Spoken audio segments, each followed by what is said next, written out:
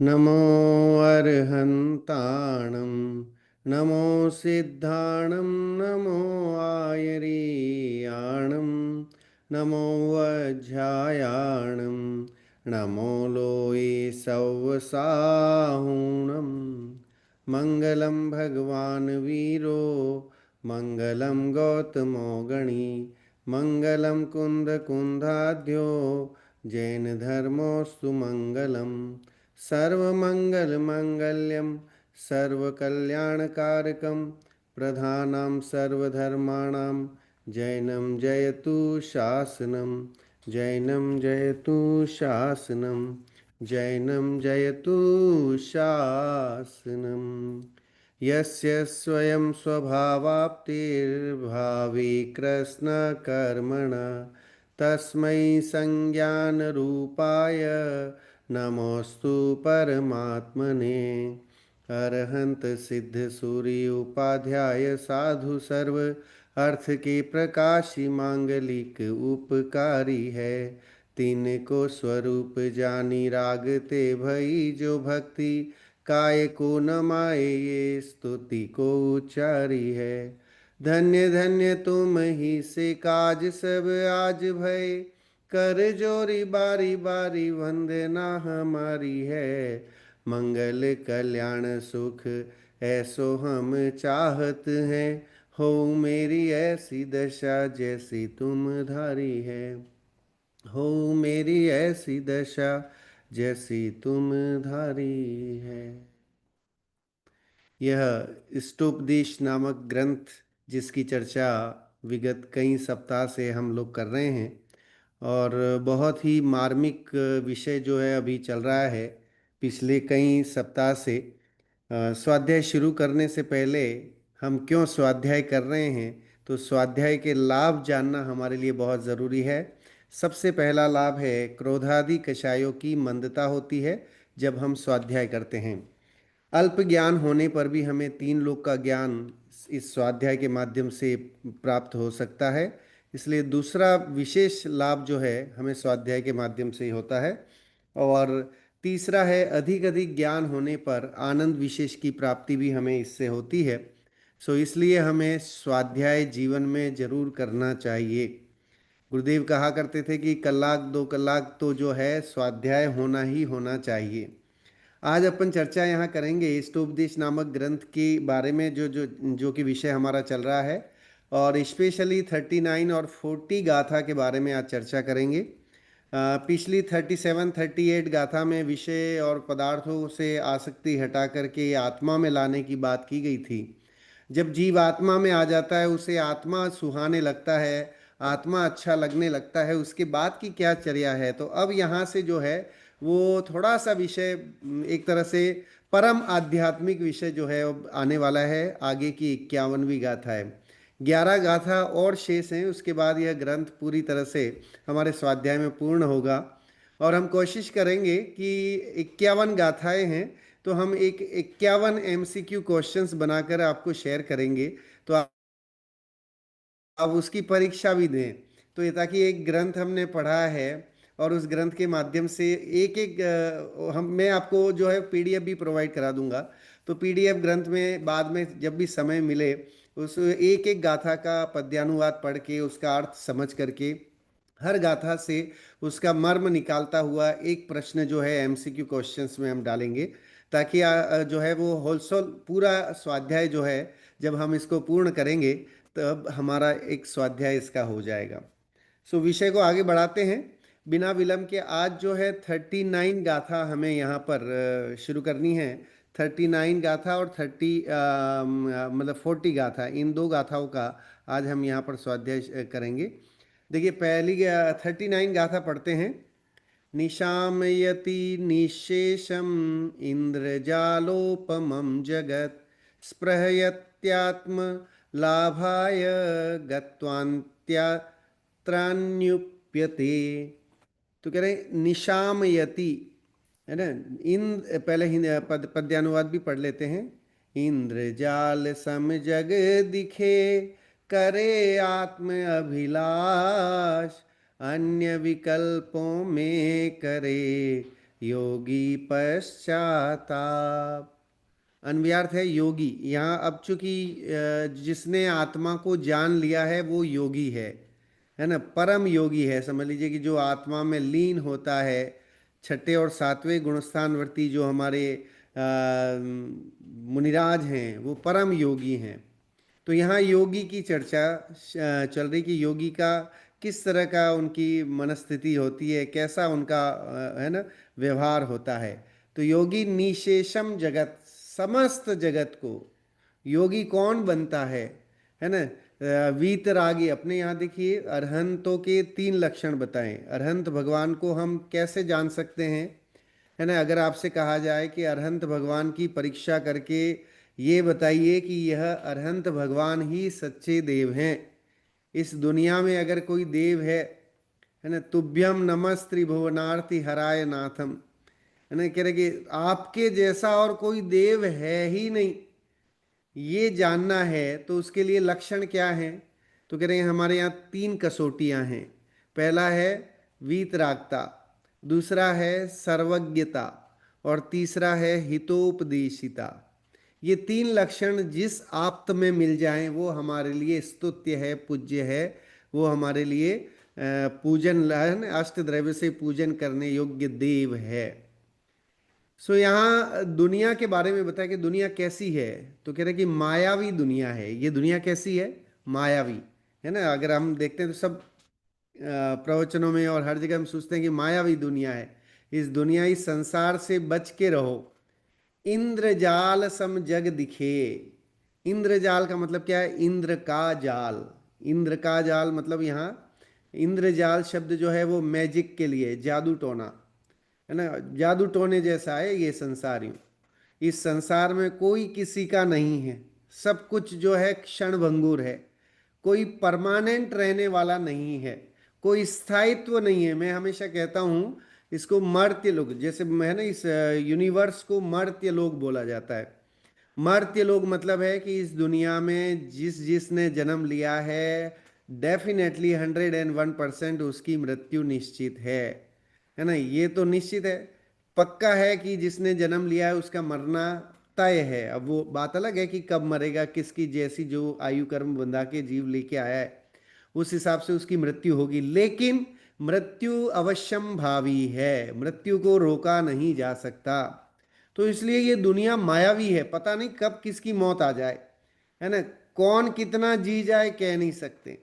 सो इंद्रजाल सम जग दिखे, यह दुनिया तो जादू की तरह दिखाई देती है ना। देखो समस्त जगत को इंद्रजाल के समान समझता है, देखता है, जादू टोना समझता है ना। मायावी समझता है इसको कि ये तो सब ऐसा ही है। ये दुनिया में आसक्त नहीं होता है।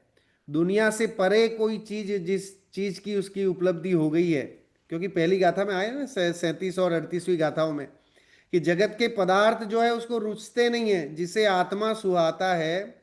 हाँ, जब आत्म अनुभव आए तब और कछु न सुहावे। पिछली कक्षा में अपन ने ये भजन पढ़ा भी था कि जब आत्मा का अनुभवन होता है तो कुछ सुहाता नहीं है। और जिसे आत्मा का अनुभव हो जाता है वो योगी है, वही सज्जन व्यक्ति है। सज्जन कौन, तो कह रहे कि सज्जन वो है जो खाली अच्छा बोलता है, वो सज्जन नहीं है। सज्जन वो है जिसने अपने स्वरूप को जान लिया। अच्छा, दूसरा क्या है कि खोजी कौन, जैसे योगी दिया ना, तो वैसे ही खोजी कौन, तो हमारे योगी ही खोजी हैं। उन्होंने ही आत्मा को इस दुनिया से, इस मायावी संसार में से आत्मा खोज निकाला है। जैसे वो भूल भुलैया होती है ना, भूल भुलैया में सही रास्ता निकालने वाला विनर होता है। ऐसे ही दुनिया, इस संसार के मेले में से आत्मा की खोज करने वाला ही संस्कृत पुरुष कहलाता है ना। जो अच्छी तरह से अन्वेषण करके कि इस दुनिया में अगर कोई शरणभूत है तो वो मैं ही हूँ, मैं स्वयं हूँ, मेरी आत्मा ही है जिसका मैं आश्रय लेकर के सुखी हो सकता हूँ। कर्मों का अभाव किसके माध्यम से हो सकता है, कि कितना रुपया पैसा इकट्ठा कर लें, कि कितने जतन कर लें, कि योग कर लें, कि और है ना बहुत सारे प्रयास कर लें कि जिससे कर्म का अभाव हो जाए। तो कहते हैं कर्मों का अभाव का प्रक्रिया भी जो है वो सेल्फ ही है, अपने से ही होगी, स्वयं को जानने से ही होगी, है ना। दुनिया के पदार्थों से हट करके, है ना, निशेषम जगतम, सारे जगत को छोड़ करके, इस जगत को छोड़ करके, ये सारा जगत मायावी है ऐसा समझ करके, जो अपने आत्म स्वरूप में स्पृहति, स्पृहा करता है, अभिलाषा करता है, आत्मा में लीनता बढ़ाने की जतन करता है, प्रयास करता है, वही एक्चुअल में योगी है ना। अब देखिए हमारे मुनिराज जो भावलिंगी संत, वो वन जंगलों में रहते थे। आप सोचिए वन वन जंगलों में रहने का कारण क्या है ना। कोई अगर आप 24 तीर्थंकरों के पुराणों को पढ़ोगे तो 2400 तीर्थंकर के पुराणों में आता है कि ये तीर्थंकर जो थे उनका इतना अतिशय होता है, तो वैसे ही राजपाट वैभव, है ना, देवता स्वर्ग लोक से तो कपड़े आते हैं तीर्थंकरों के। तो ऐसे अतिशय वाले, ऐसे महान पुण्यशाली जीव जिन्हें कोई किसी तरह की कोई कमी नहीं, देव उनकी सेवा में तत्पर रहते हैं, ऐसे तीर्थंकरों को राजपाट छोड़ने की क्या आवश्यकता थी? क्यों उन्हें जंगल में जाना पड़ा, है ना? क्यों एकांत उन्हें सुहाया? क्यों नहीं वो अपने, है ना, सोशल बने रहे? आज दुनिया सोशल होने की बात करती है कि, है ना, मिलजुल के रहें, एक साथ रहें, है ना। तो वो एक लौकिक अवस्था, वो ठीक है कि थोड़ा सा लौकिक, अगर हम गृहस्थ हैं उस हिसाब से मिलजुल के रहना अच्छी बात है। लेकिन जब अध्यात्म के मार्ग में आगे बढ़ते हैं तो वहाँ एकला चलो वाला मार्ग है। यहाँ सिर्फ और सिर्फ जो है मुक्ति उसी के वो होगी जो अपने स्वरूप को, है ना, जानेगा, श्रद्धेगा और उसमें लीन होगा। इसे बोलते हैं सम्यक दर्शन ज्ञान चारित्र की एकता। उसका नाम है मोक्ष, है ना। सम्यक दर्शन ज्ञान चारित्राणी मोक्ष मार्ग है, तो वही मोक्ष का मार्ग है कि जीव अपने स्वरूप को श्रद्धान करे, उसका ज्ञान करे और उसमें ही रम जाए, समा जाए, उसी की स्पृहा करे, उसी की अभिलाषा रखें, है ना। जगत के पदार्थों की अभिलाषा रखने से क्या होते हैं कि वे पदार्थ, उनके प्रति वैसे भाव होते हैं तो वो पदार्थ और ज़्यादा जुड़ते हैं, और उनके प्रति अभिलाषा हमारी टूट जाती है, और अभिलाषा डाइवर्जन हमारा जो है वो आत्मा की ओर हो जाता है, तो फिर कर्मों के बंधन टूटते हैं। देखो अगर संसार बढ़ाना है तो भोगों की वांछा रखो, तो जो भोग की वांछा रखता है उसका संसार बढ़ता है, और जो भोगों की वांछा को छोड़ करके और, है ना, आत्मस्वरूप की स्पृहा करता है उसका संसार का अभाव होता है, वो कर्मों का नाश करता है, और अन्यत्र लग जाए तो वह पश्चाताप करता है। अब देखिए कि जो योगी हैं, कदाचित अगर कभी ऐसा हो जाए तो उसके लिए पश्चाताप करते हैं, उन्हें ये दुख, गिल्टी होती है कि मैं आत्म भान, है ना, आत्मा का भान छोड़ करके ये किस पचड़े में पड़ गया, कौन से काम में पड़ गया। उनको, है ना, बाकी के और काम भी मजबूरी वश, है ना, करने पड़ते हैं। ये समझ लीजिए कि उनकी इच्छा उसमें नहीं है करने की, लेकिन अब वो जो जैसे विहार करना है, आहार निहार विहार प्रवचनादिक हैं। हाँ, शास्त्र स्वाध्याय भले उन्हें करुणा बुद्धि से लिखने की भावना होती है, प्रवचन भी कदाचित जो है पर जीवों, दूसरे जीवों की करुणा बुद्धि से, कि मैंने अपने आत्मस्वरूप को जान लिया है, तो ये जीव भी जो अब मेरे, है ना, सन्मुख हैं, वे भी अपनी आत्मा का भान, इस निशेष जगत की, मायावी इस जगत की इंद्रजाल को छोड़ करके और आत्म स्वरूप को भान करें और मुक्ति की प्राप्ति करें। इस दया बुद्धि से, इस करुणा बुद्धि से प्रवचनादि शास्त्र का निर्माण मुनिराज करते हैं। आप सोचिए, ये जो ग्रंथ हम पढ़ रहे हैं, आज से 1600 साल पहले लिखा गया यह ग्रंथ है पूज्यपाद स्वामी द्वारा, और पूज्यपाद स्वामी ने वन जंगलों में बैठ करके इन गाथाओं को जो है वो उकेरा होगा, ताड़पत्रों पे लिखा होगा। और ये महान महान हम सबका पुण्य का अतिशय पुण्य है कि हमें आज यह ग्रंथ उपलब्ध है, और इतना आध्यात्मिक ग्रंथ, इसकी हर एक गाथा जो है हमें आत्मभान का संदेश देती है कि आत्मा का कल्याण के सिवाय जगत में और कोई श्रेयस्कारी है ही नहीं, है ना। जितने भी हम सोचें कि हमें तमगे मिल जाएं, मेडल मिल जाएं, वो मेडल, वो प्रशस्ति पत्र, वो है ना, सम्मान, वो सब निरर्थक हैं अगर आत्मभान नहीं है। या जितना भी अचीवमेंट हो जाए, रुपया पैसा घर बार स्त्री पुत्र, समाज में अच्छी स्टेटस हो जाए, तो भी वो किसी काम का नहीं है यदि तो कहते हैं, जो संसार विषय सुख हो तो तीर्थंकर क्यों त्यागे, और काहे को शिव साधन करते संयम सो अनुरागे। कह रहे कि अगर संसार में सुख होता तो तीर्थंकरों को ये सब छोड़ के जाने की क्या जरूरत थी, उन्हें इतना संयम धारण करने की क्या जरूरत थी, है ना। वन जंगल में जाकर के जहाँ कोई सुविधा नहीं, कुछ भी नहीं है ना, आहार मिलेगा कि नहीं मिलेगा इसकी कोई गारंटी नहीं, लेकिन फिर भी वन जंगलों में, है ना, गुफा कंदराओं में बैठ करके और आत्म ध्यान में लीन होते थे और अपने आत्म स्वरूप का भान करके और कर्मों का अभाव करते थे, है ना, और मुक्ति की को वर्ण करते थे। भावार्थ पढ़ते हैं इसका।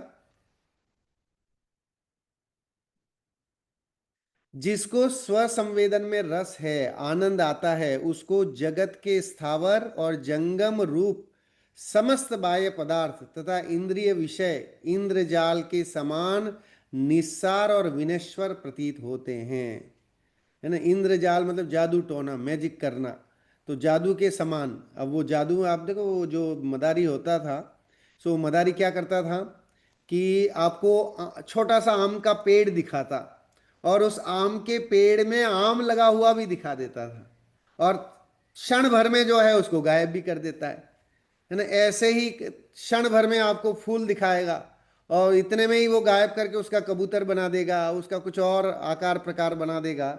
इस तरह से वो करता है, लेकिन वो रियल में नहीं होता है। तो कह रहे कि ये जगत जो है, जगत के विषय हैं, पदार्थ हैं, जितने जीव हैं, इन सब के, ये सब निस्सार हैं, विनश्वर हैं, नस, है ना, ये कभी एक रहने वाले नहीं है। देखिए अध्यात्म में हम क्या सीखेंगे, तो कह रहे अध्यात्म में इसकी अगर आप देखेंगे तो 50वीं गाथा में इसका निचोड़ बता दिया है। जो 50वीं गाथा हम पढ़ेंगे तो कि जीव जुदा पुद्गल जुदा यही तत्व को सार, और बाकी जो कछु है या ही को विस्तार। कह रहे कि पूरे इष्टोपदेश ग्रंथ का अगर सार कहा जाए तो यही है कि जीव जुदा है और पुद्गल जुदा है। शरीर से लेकर के और जितने भी नौ कर्म के संयोग हैं वे आत्मा से पृथक हैं, इसका भान, इसका श्रद्धान, है ना। इसका नाम है इष्टोपदेश का सच्चा स्वाध्याय, है ना, सही स्वरूप जानना। तो अगर हमने इष्टोपदेश की इन 51 गाथाओं के माध्यम से इतना जान लिया, तुष्माश भिन्नम, है ना, कि शरीर और आत्मा अलग अलग हैं, आत्मा अविनाशी है, अजर है ना, हमें हमेशा रहने वाली है, कभी उसका नाश नहीं होता है। ऐसा भान, ऐसा श्रद्धान हुआ तो हमारे इस ग्रंथ के स्वाध्याय की सार्थकता है। और शरीर से लेकर के बाह्य जितने संयोगी पदार्थ हैं, वे आप बताओ कौन से ऐसे पदार्थ हैं जो परमानेंट रहने वाले हैं। पति और पत्नी जो है वो शादी करते हैं, 7 जन्मों की कस्में वादे खाते हैं, लेकिन क्या गारंटी है कि कौन पहले रहेगा। क्या दोनों एक साथ मृत्यु को प्राप्त होंगे, कोई पहले जाएगा कोई बाद में जाएगा, है ना, कोई साथ में, ऐसा होता नहीं है। तो इसलिए इस जगत में, और शरीर दूसरा तो छोड़े, हम परिवारी जन तो चलो पृथक हो गए, लेकिन शरीर भी हमारा साथ नहीं देता है ना। शरीर भी जैसे जैसे उम्र बढ़ती जाती है, अवस्था बढ़ती जाती है, वैसे वैसे जो है वो भी शिथिल होता जाता है, और एक समय ऐसा आता है कि हमें दूसरों पर आश्रित होना पड़ जाएगा। और उस समय अगर ये अभ्यास, तत्व का ज्ञान, है ना, सम्यक तत्व का श्रद्धान अंतर में होगा तो हमें किसी की आवश्यकता नहीं होगी। उस समय हमारे अंतर परिणति में ये गाथाएं जो हैं वो हम अंतर में गुनगुनाएंगे। अंतर में उन गाथाओं का भावार्थ हमारे अंतर में समझ में आएगा कि शरीर जुदा है ना, आत्मा जुदा है। ये बात पूज्यपाद स्वामी ने 1600-1700 साल पहले आत्मा का अन्वेक्षण करके, स्वयं आत्मज्ञानी हो करके, आध्यात्मिक हो करके, और उन्होंने हमें ये अध्यात्म परोसा है। अब उसको सांसारिक विषय भोग की इच्छा नहीं होती, किसको, जिसे ये इस इंद्रिय विषय, इंद्रिय विषय में सब कुछ आ गया, है ना, घर बार कार बंगला, स्त्री पुत्र मकान जायदाद, ये सब इंद्रिय के विषय हैं, 5 इंद्रिय के विषय, जिसके लिए यह मनुष्य जो है वो दिन रात दौड़ता रहता है। धन कमाने के लिए अपना जीवन देखिए, अगर हम जीवन का जो भी अपनी आयु है उसका मेजरमेंट करें, तो कितना समय तो हमारा सोने में, कितना समय पढ़ाई करने में, एजुकेशन को अर्न करने में, आफ्टर एजुकेशन फिर नौकरी हासिल करने में, या बिजनेस कर रहा है तो बिजनेस करने में, उसमें हमारा समय निकल जाता है। लेकिन मुनिराजों को, जो आत्मध्यानी मुनिराज, जो योगी जन हैं, उन्हें एक एक क्षण जो है वो व्यर्थ करना कष्टकारी लगता है। वे अपने हर एक क्षण का सदुपयोग करते हैं। हम तो कितनी प्रमादवश हम कितना समय अपना व्यर्थ ही गवा देते हैं, सुबह उठने से लेकर के और हम रात को सोने तक अगर हम देखें, तो हमारा अधिकतर समय यूजलेस होता है ना। व्यर्थ के कामों में हम उस टाइम का अमूल्य समय जो है वो हम व्यर्थ कर देते हैं। लेकिन अगर उसी का सदुपयोग किया जाए, स्वाध्याय के माध्यम से, शास्त्र पढ़ने के माध्यम से, कुछ श्रवण, कुछ विद्वानों के प्रवचन, मुनिराजों के प्रवचन, जो अच्छा चीज लगे उसका सदुपयोग करें, तो अवश्य ही जो है वो काम हमारे लिए बहुत अच्छा हो सकता है। हमारा विवेक जागृत हो जाएगा। और जैसा कि मैंने बोला ना कि मृत्यु हमारे लिए महोत्सव जैसी हो जाएगी अगर हम स्वाध्याय करते रहेंगे। अगर हमें ये अध्यात्म सुहा जाए और समझ में आ जाए, तो हमारे लिए मृत्यु मृत्यु नहीं है, फिर वह हमारे लिए महोत्सव जैसी होगी। वो हमारी विचारधारणा चेंज हो जाएगी, हमारा विवेक जागृत हो जाएगा। सो विवेक जागृत करने के लिए भी स्वाध्याय बहुत जरूरी है। हमारा अंतिम समय जो है वो हमारे शांतिपूर्वक बीते, तो उसके लिए भी है ना, कंटिन्यूअस प्रैक्टिस बहुत जरूरी है। बिना प्रैक्टिस, वो है ना, रसरी आवत जात ते सिल पर परत निशान।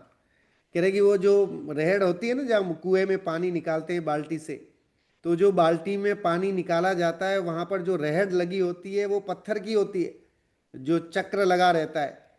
तो पत्थर पे वो रस्सी जो है बार बार घिसती है, तो वो रस्सी उस पत्थर को वैसा शेप बना देती है, उतना चिकना बना देती है। तो रसरी आवत जात ते सिल पर परत निशान।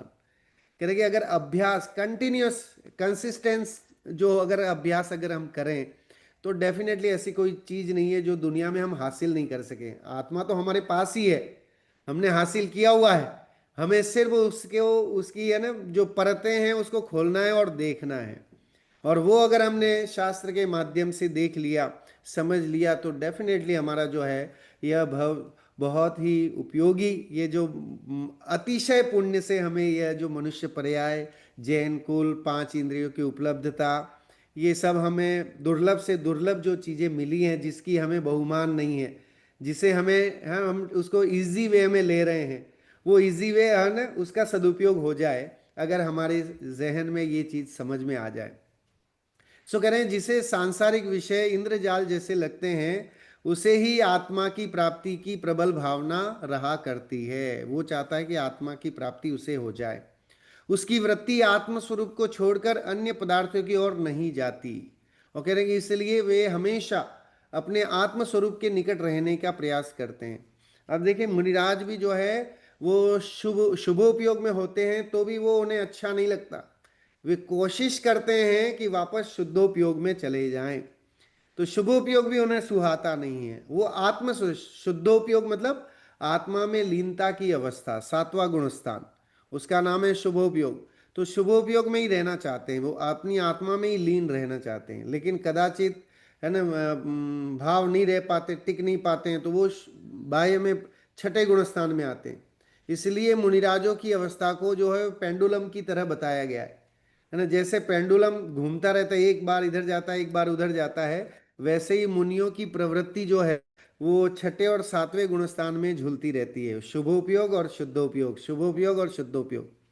जो क्षपक श्रेणी के होते हैं मुनिराज, वो फिर आठवें गुणस्थान से आगे बढ़ करके और क्षीणमोह तक पहुंच जाते हैं, और फिर अरहंत अवस्था जो है वो प्रकट होती है। ये एक सिस्टम जो है जैनिज्म में, शास्त्रों के माध्यम से, आचार्यों के माध्यम से हमें ये चीज़ समझ में आती है कि मुक्ति जाने का रास्ता जो है वो निर्ग्रंथता से ही संभव है। निर्ग्रंथता की भावना ही जो है वो भव का नाश करने वाली है। निष्परिग्रह, परिग्रह से रहित अवस्था ही निराकुल सुख दे सकती है। परिग्रह सहित आज तक कोई भी सुखी नहीं हुआ है, इम्पॉसिबल। जिसके पास जितनी गठरी बढ़ती है, जितनी गठरी भारी होगी उतना ही परेशान रहेगा, और जितनी गठरी हल्की होगी उतना सफर आसान रहेगा। तो सफर में भी अगर हम देखते हैं तो गठरी भारी होती है, बहुत सारा लगेज है, तो सबसे पहले तो एयरपोर्ट पे ही जाओगे तो आपको एक्स्ट्रा चार्ज लगा देगा। फिर वहाँ बाहर निकलोगे तो वहाँ से उसको कैरी करने में आपको दिक्कत, फिर उसके लिए उसी हिसाब से गाड़ी मंगाना, फिर कुली करना, और दुनिया भर की झंझट होगी। लेकिन आपके पास अपना बस खाली एक कैबिन बैग होगा, है ना, एक छोटा सा और बैग होगा, then it is very easy for us, है ना, टू कैरी दिस। सो बहुत आसानी से हम उसको कैरी करके ले जा सकते हैं। तो हम जैनिज्म हमें निष्परिग्रही होने की बात सिखाता है ना। इष्टोपदेश ग्रंथ हमें परिग्रह से रहित सांसारिक विषय भोगों से हट करके और आत्मा की ओर बढ़ने की बात बता रहा है। ये गाथा जो है 39वीं गाथा हमें कह रही है कि जिसे आत्मा सुहाता है उसे फिर कुछ नहीं अच्छा लगता है, उसे दुनिया की दुनियादारी अच्छी नहीं लगती। उसकी वृत्ति आत्मस्वरूप को छोड़कर अन्य पदार्थों की ओर नहीं जाती, और कदाचित पूर्व के संस्कार वश तथा अपनी अस्थिरता के कारण उनके प्रति मन वचन काय द्वारा प्रवृत्ति हो जाए तो वहां से तुरंत पीछे हटकर अफसोस करता है कि अरे, अपने स्वरूप से च्युत होकर मैं आत्मा का अहित कर बैठा। मतलब आप सोचो, आत्मा को नहीं जानना ये आत्मघात है, सुसाइड है। ये हम नहीं जान रहे, हमने अनादिकाल से आत्मा को नहीं जाना, तो हमने आत्मा के साथ कितना अन्याय किया है। हमने हमारे साथ, है ना, हमने अपने साथ कितना दगा किया है कि हमने जो है वो सम्यक दर्शन की प्राप्ति नहीं की, आत्मस्वरूप का बोध हम नहीं कर पाए। सो करें, मन वचन काय से अगर कदाचित कोई ऐसी अस्थिरता आ जाती है तो उसका वे पश्चाताप करते हैं। जो साधारण मुनिराज होते हैं वे संघ के संचालक आचार्य प्रवर के पास जाकर के और हैं बिंदास होकर के जो गलती उन्होंने मन वचन काय से हो गई है उस गलती को वहां बताते हैं और उसकी प्रायश्चित विधि से शुद्धिकरण करते हैं। हम जीवन में कभी प्रायश्चित करना ही नहीं चाहते। हमारे जीवन में हम कभी है ना, देखिए सॉरी शब्द जो है वो 5 लेटर का शब्द है, लेकिन सहजता से हमारे मुख से निकलता नहीं है वो, कि हमने कोई गलती कर दी उसके लिए हम सॉरी बोल लें, या उसकी पश्चाताप हमें हो कि हमने बहुत बड़ी गलती कर दी है। अगर गलती कर दी है, ये तो मुनिराज क्या गलती करेंगे। मुनिराजों की अपनी ही मन वचन काय से कोई ऐसी त्रुटि हो जाए, है ना, कोई ऐसा वो हो गया, तो उतनी सी गलती के लिए भी वे जो है आचार्य श्री के सम्मुख जा करके और प्रायश्चित लेते हैं। कोई उपवास आदि करता है, कोई जैसा भी आचार्य उनको निर्देश देते हैं उस निर्देश का पालन करके और स्वयं को शुद्ध करते हैं।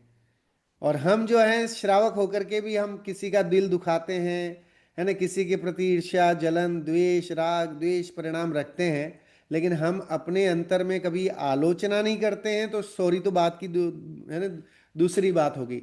सबसे पहले तो रात में सोने से पहले, जैसे हम बच्चों को कहा करते हैं 9 बार नमोकार मंत्र पढ़ो, तो 9 बार नमोकार मंत्र पढ़ने से भी पहले हम सोचें कि आज मेरे से मन वचन काय से कोई ऐसी त्रुटि, कोई ऐसी गलती, कोई ऐसी हिंसा तो नहीं हुई है। अगर वो हुई हो तो वो सब उसको वहीं के वहीं जो है वो हम अपने जहन से निकाल दें। अगर हम उसको रखते हैं तो वो धीरे धीरे बढ़ता जाता है, बढ़ता जाता है, और वो ट्यूमर बन जाता है, और फिर आगे जाके वो और पीड़ाकारी कष्टकारी ही होता है। इस प्रकार वह पश्चाताप करता है और आत्मनिंदा गर्हादि करके अपनी शुद्धि करता है। देखिए स्वयं की निंदा करते हैं कि अरे मेरे विचार में ऐसा क्यों आ गया, ऐसा कैसे हो गया, है ना, मेरे से आज ऐसा प्रमाद कैसे हो गया, मेरे से आज सामयिक कैसे छूट गई, या जो भी जिस तरह की भी कोई त्रुटि होती है तो उसको आत्मनिंदा और गर्हादि से शुद्धि शुद्धि करते हैं। देखिए ज्ञानी जगत के पदार्थों को ज्ञेय समझकर आत्म स्वरूप में लीन रहता है। यह बात दर्शाते हुए आचार्य श्री अमित गति ने भी सुभाषित रत्न संदोष श्लोक 335 में एक श्लोक लिखा है। मतलब देखिए आत्म स्वरूप में लीन रहते हैं, पर पदार्थों को सिर्फ ज्ञेय जानते हैं, ज्ञान का विषय बनाते हैं, लेकिन कभी उसमें तन्मय नहीं होते हैं, है ना, उसमें कोई अपनापन नहीं करते हैं। कर्तृत्व ममत्व भोक्तृत्व एकत्व इस तरह की विपरीत मान्यता नहीं करते। वे उसको सामान्यता से समझ करके और, है ना, अपने ज्ञान का खाली गेय बना करके और छोड़ देते हैं। मुनिराज बनने के बाद उनके ही परिवार के लोग उनसे दर्शन करने जाएं तो एक मुनिराज की क्या वो होनी चाहिए? क्या वे उनसे हाल चाल पूछने लग जाएं, है ना, कैसे हो, क्या हो भाई, घर बार कैसा चल रहा है, पैसे की कमी तो नहीं है? ये सब नहीं पूछेंगे। वो वैसे ही जैसे आप और हम दर्शन करने जाएंगे वैसे ही उनके परिवार वाले भी दर्शन करने जाएंगे, तो उनके साथ भी उनका वैसा ही रवैया होगा। क्योंकि वीतरागता अंतर में मौजूद है, क्योंकि आत्मा की ललक, आत्मा की चाह अंतर में मौजूद है। उन्हें पता है यह कि ये जो परिवारी जन हैं वे, उनके संयोग से मेरी आत्मा का कल्याण संभव नहीं है। आत्मा का कल्याण है ना, एकला चलो मार्ग से ही संभव है ना, स्वयं से ही, स्वयं के द्वारा ही, स्वयं में ही लीनता बढ़ाने से ही संभव है। पढ़ते हैं, बहुत सुंदर ये श्लोक है। भवत्येषा लक्ष्मी कतिपय दिनान्येव सुखदा, तरुण्यस्या तारुण्ये विदधति मनः प्रीतिम मतुलाम, तंडिलालो भोगा वपुरविचलं व्याधिकलितं, बुधा संचित्येति प्रगुण मनसो ब्रह्मणि रताः। यह लक्ष्मी थोड़े ही दिन सुखदायक प्रतीत होती है। तरुण स्त्रियां युवा अवस्था में ही मन को अतुल आनंद देती हैं। विषय भोग बिजली के समान चंचल हैं और शरीर व्याधियों से ग्रसित रहता है। ऐसा विचार कर गुणवान ज्ञानी पुरुष पुरुष जो है वो इसमें चित्त नहीं लगाते हैं, है ना। ज्ञानी पुरुष आत्म स्वरूप में ही रत रहते हैं, आत्म स्वरूप में ही लीन रहते हैं। देखो, यह लक्ष्मी थोड़े ही दिन सुखदायक प्रतीक होती है। पैसा आ जाए तो कुछ दिन के लिए ही सुखदायक है, पैसा हमेशा सुख नहीं दे सकता है। और लक्ष्मी को तो चंचला कहा गया है, तो वो तो कभी एक जगह ठहरती नहीं है। तो इसलिए कुछ समय के लिए पैसा जो है वो किसी हद तक के लिए सुख दे सकता है ना, वो सुखाभास है, सुख देता तो नहीं है। तरुण स्त्रियां भी युवा अवस्था में ही मन को आनंदित देती हैं।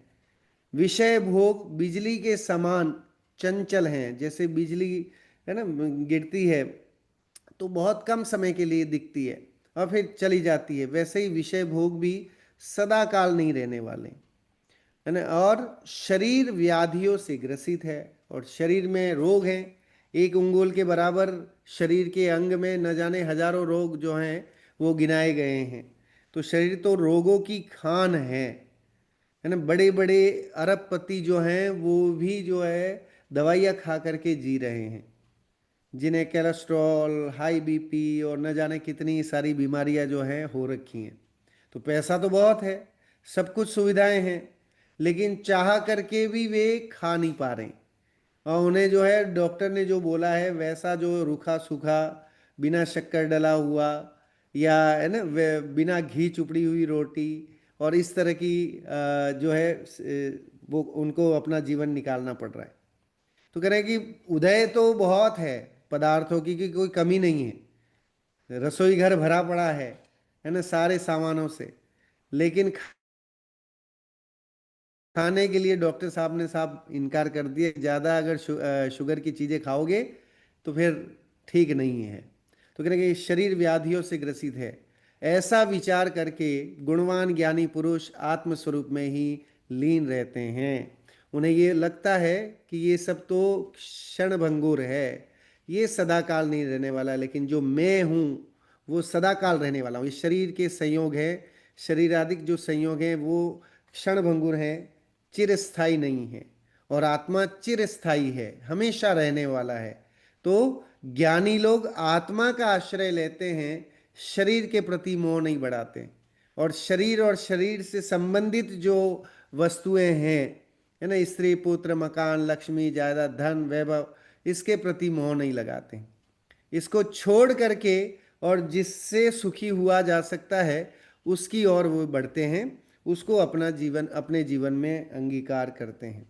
इसलिए मुनिराज जो हैं उनका सबसे पहला लक्षण होता है वीतरागी।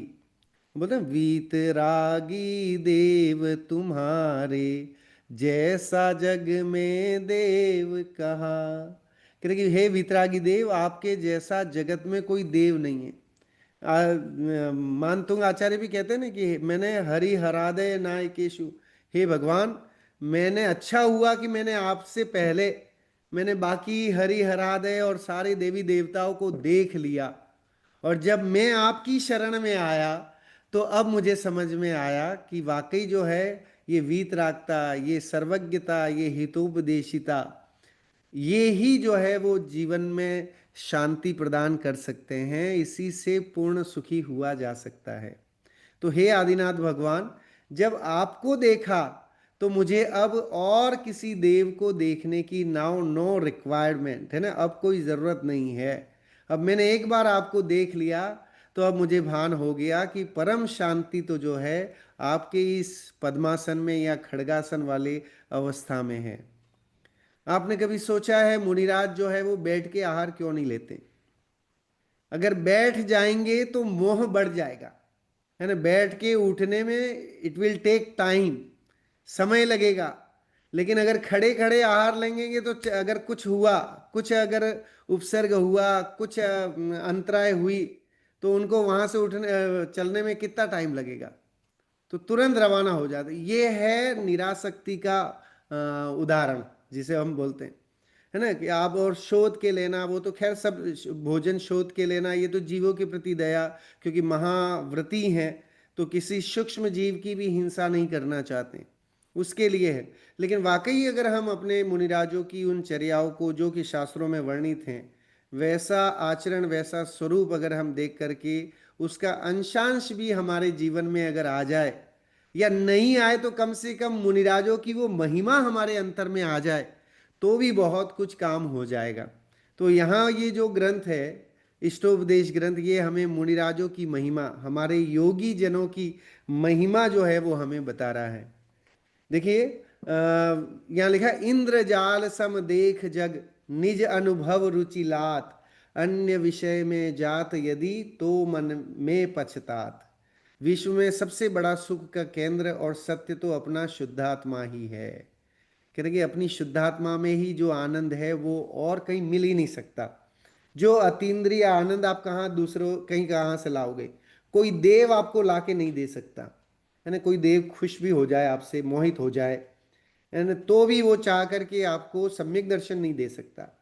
वो और सुविधाएं दे सकता है, वो कुछ अनुकूलताएं कर सकता है, वो देव दर्शन करवा सकता है, लेकिन आत्म दर्शन वो नहीं करवा सकता। आत्मदर्शन करने के लिए तो हमें अपना ही पुरुषार्थ चाहिए, हमें अपनी ही अभ्यास चाहिए, जिससे हम आत्मदर्शन करेंगे। आत्म अच्छा कोई और कर ले, मुनिराजों के सहयोग से हो जाए, किसी संघ में रहने लग जाए तो आत्मदर्शन तो भी नहीं हो सकता है ना। छह डाला में आया कि भाई 90 ग्रैवेय तक पहुंच करके भी जो है अज्ञानी ही रह जाता है जीव। तो इतना सब होने पर भी जो है वो जीव, इतने संयोग होने पर, इतना सानिध्य होने पर भी जरूरी नहीं है कि जब तक कि स्वयं की ललक, स्वयं का पुरुषार्थ इसमें नहीं लगे, तब तक आत्मदर्शन संभव नहीं है। आत्मदर्शन किससे होगा? तो कह रहे कि स्वयं के द्वारा, स्वयं से, स्वयं में, है ना, स्वयं के लिए ही होगा, कहीं और नहीं। वो षटकारक हमारे लिए ही घटेंगे। जिसे इस सत्य तत्व का भाव भाषण हो गया, ऐसे योगी को, तथा जिसने समस्त परिग्रह का त्याग करके एक शुद्धात्मा को ही निज संपत्ति मान लिया हो, उसे समस्त लोक इंद्रजाल में प्रस्तुत सर्पहार की भांति मिथ्या प्रतीत होता है ना। यदि किसी अन्य विषय भोगों में प्रवृत्ति करे तो मन वचन काय से उनका त्याग करके पश्चाताप करता है कि उन विषयों में पढ़कर मैंने शुद्धात्मा का कैसा अहित कर दिया। कह रहे कि मन वचन काय से कोई त्रुटि हो भी गई तो अंतर में, है ना, गिल्टी होती है, उन्हें ये दुख होता है कि आज मेरे से ये बहुत बड़ा अनर्थ हो गया। मैं शीघ्र ही, क्योंकि मुनिराज वन जंगलों में रहा करते थे। शास्त्रों में जो वर्णन आता है, 700 मुनिराज, कंपनाचार्य आदि 700 मुनिराजों का संघ वन जंगलों में रहता था। सिर्फ आहार चर्या के लिए जो है वो नगर में आते थे, और उस नगर में आने के उस दौरान किसी के साथ कभी कुछ ऐसा हो जाए, है ना, कोई तर्क वितर्क हो जाए, कहीं और कोई गलती हो जाए, किसी अनजाने में किसी जीव की है ना, छोटे जीव की कोई वो हो जाए, हिंसा हो जाए, तो इन सब के दोषों को प्रायश्चित जो है वो आचार्य श्री के सम्मुख पहुंच करके और वे लेते थे। उन विषयों में पढ़कर ये मैंने शुद्धात्मा का कैसा अहित कर दिया, ऐसा उनको अंतर में फीलिंग होती थी, ऐसी ग्लानि होती थी अंतर में। वे अपनी शुद्धात्मा से हट करके और कहीं जाते ही नहीं थे। उनका हर समय जो है वो शुद्धात्मा की ओर, अपने आत्मा में लीन रहने का पुरुषार्थ प्रयत्न रहता था। वो एक भजन है आत्मा की, क्योंकि ये आज की जो दो गाथाएं हैं, और आज की क्या बल्कि वो 37 38 ये गाथाएं भी आत्मा के महत्व, अपनी शुद्धात्मा के महत्व की ही गाथाएं हैं। ये शुद्ध है ना, जिसे विषय भोग सुहाते, जिसे आत्मा सुहाता है उसे विषय भोग नहीं सुहाते, और जिसे विषय भोग नहीं सुहाते हैं उसे आत्मा ही सुहाता है। तो बहुत सुंदर भजन है। शुद्धात्मा का श्रद्धान होगा, निज आत्मा तब भगवान होगा।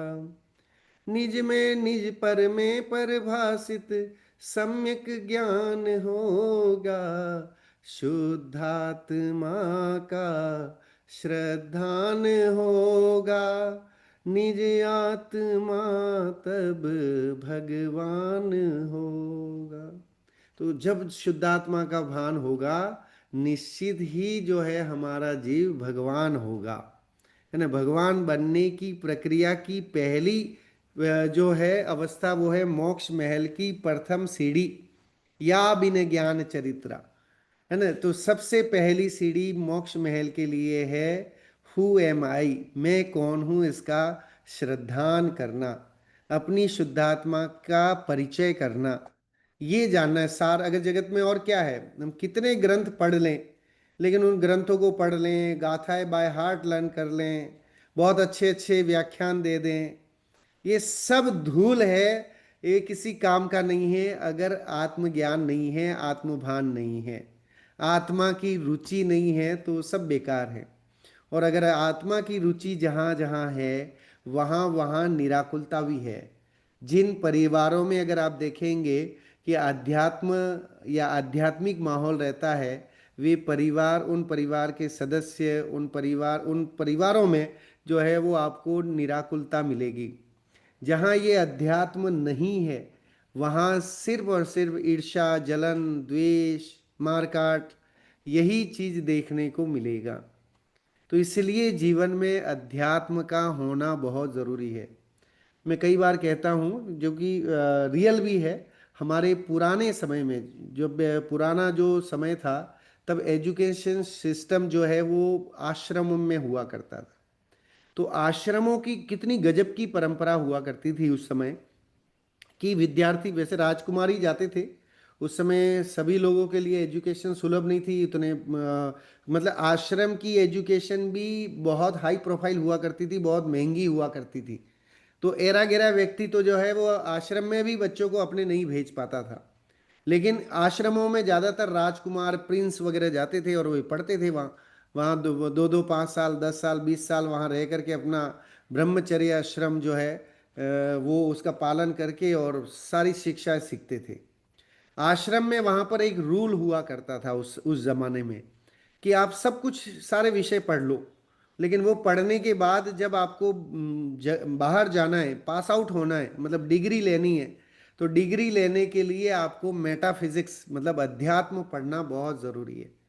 सो जो छात्र, जो शिष्य उस समय सब कुछ धनुर्विद्या सीख ली, अकाउंटेंसी सीख ली, राजनीति सीख ली, लेकिन अगर वो आध्यात्मिक परीक्षा में पास नहीं होता था, तो उसे जो है वो पास आउट नहीं करते थे।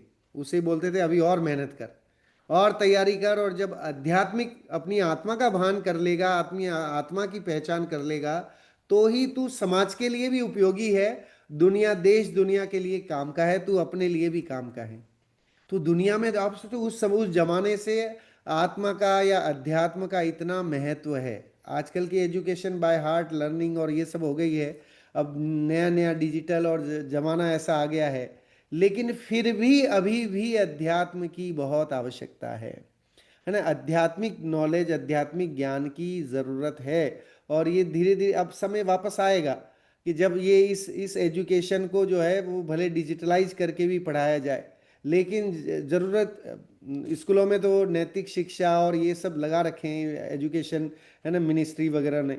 लेकिन फिर भी सबसे पहला ये होना पड़ेगा कि अब इतना सब कुछ आज को चाहे कितना डिजिटल आ जाए, कंप्यूटर आ जाए, सब आ जाए, लेकिन आत्मा का ज्ञान नहीं है तो सब बेकार है।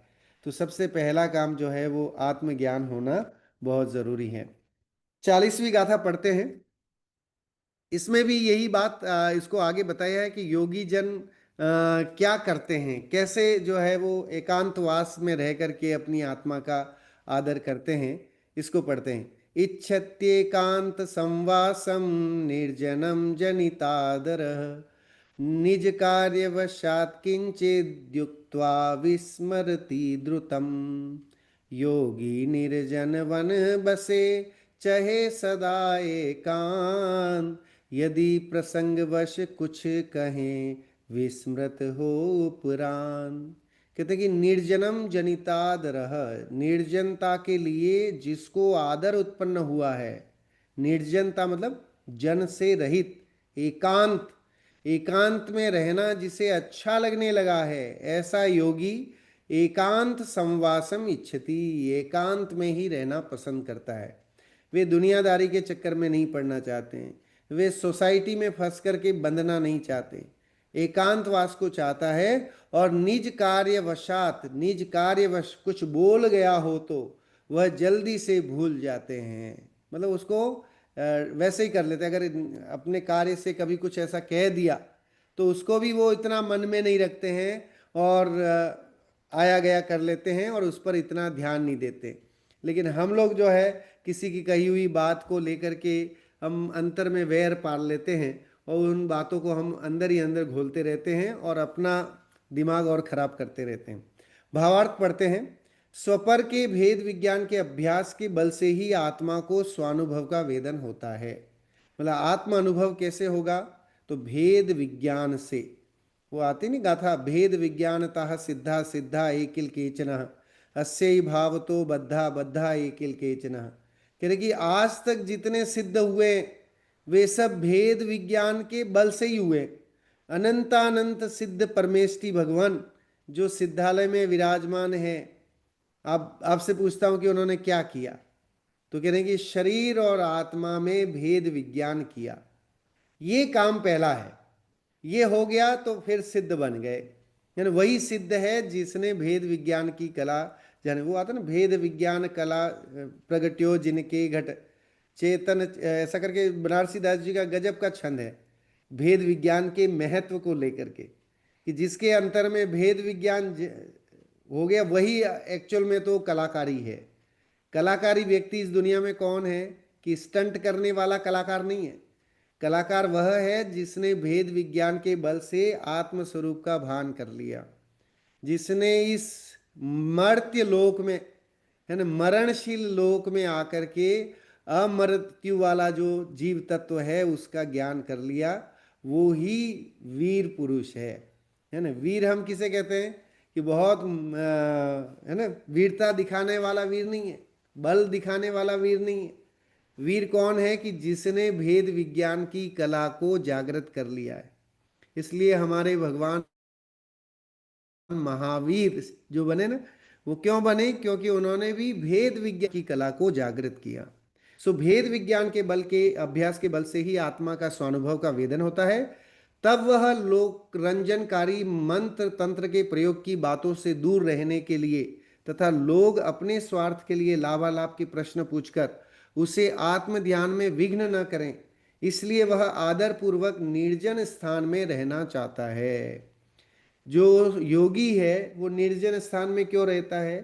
क्योंकि अगर वो मुनिराज शहर में जाते हैं तो लोग उनकी पीछे से आशीर्वाद लेना चाहते हैं। आजकल तो अब सेल्फी खींचने का जमाना आ गया है, तो लोग है ना, महाराज जी एक सेल्फी, महाराज जी एक सेल्फी करके उनको और डिस्टर्ब करते हैं।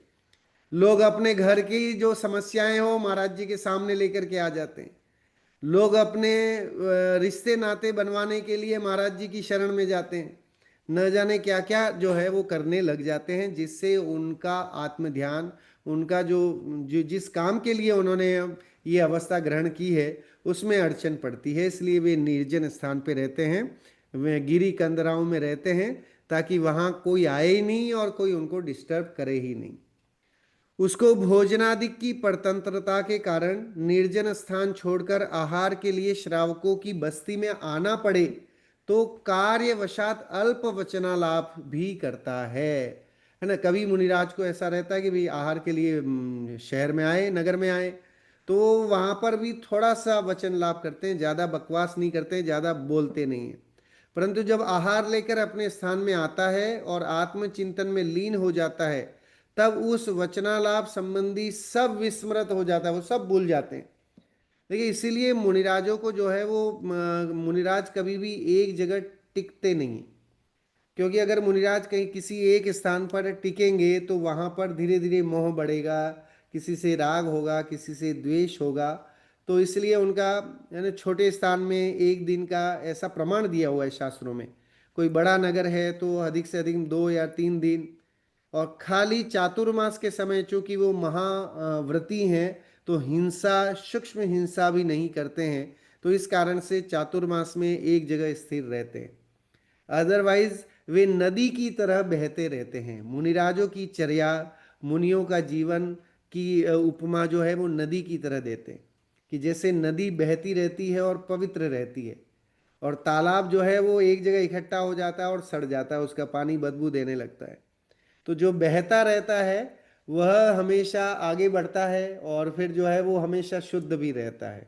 तो इस कारण से जो है मुनिराजों की प्रवृत्ति नदी तुल्य है, कि वे कभी भी एक जगह स्थिर नहीं रहते हैं, क्योंकि एक जगह स्थिर होंगे तो राग द्वेष बढ़ेंगे। जब स्थिर ही नहीं रहेंगे, आज यहाँ हैं कल वहाँ, है ना, वो मस्त मौला होते हैं। उन्हें दुनिया से कोई लेना देना नहीं।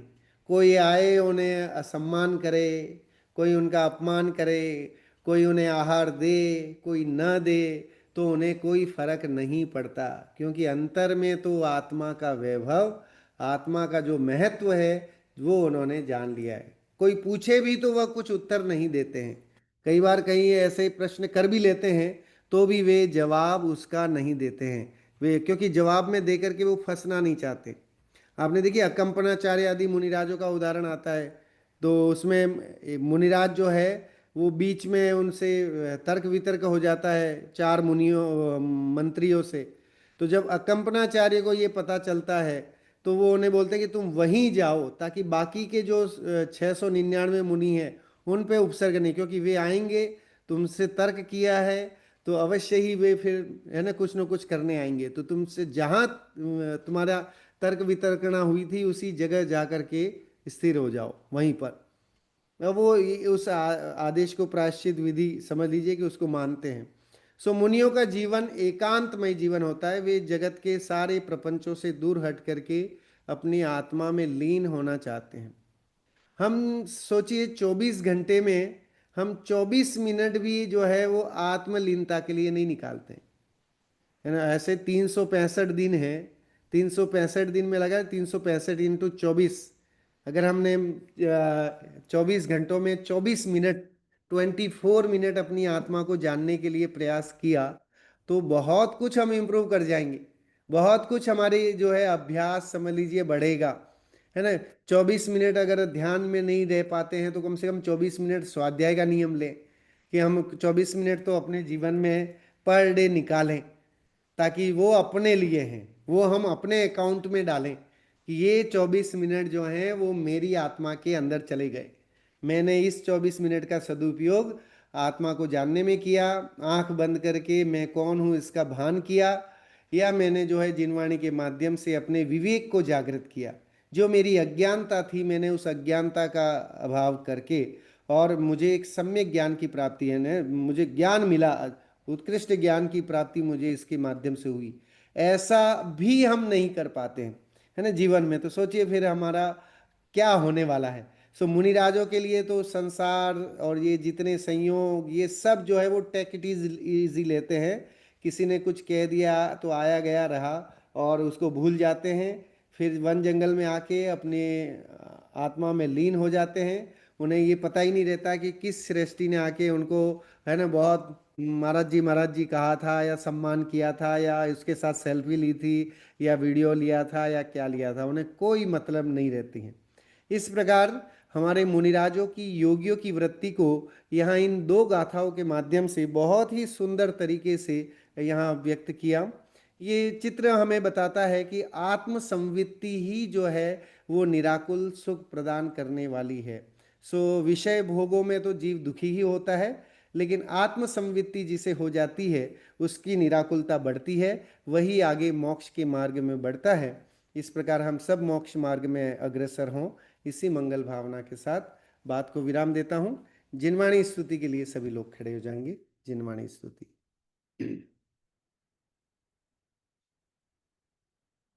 मिथ्यातम नाश वे को ज्ञान के प्रकाश वे को आपा पर भास वे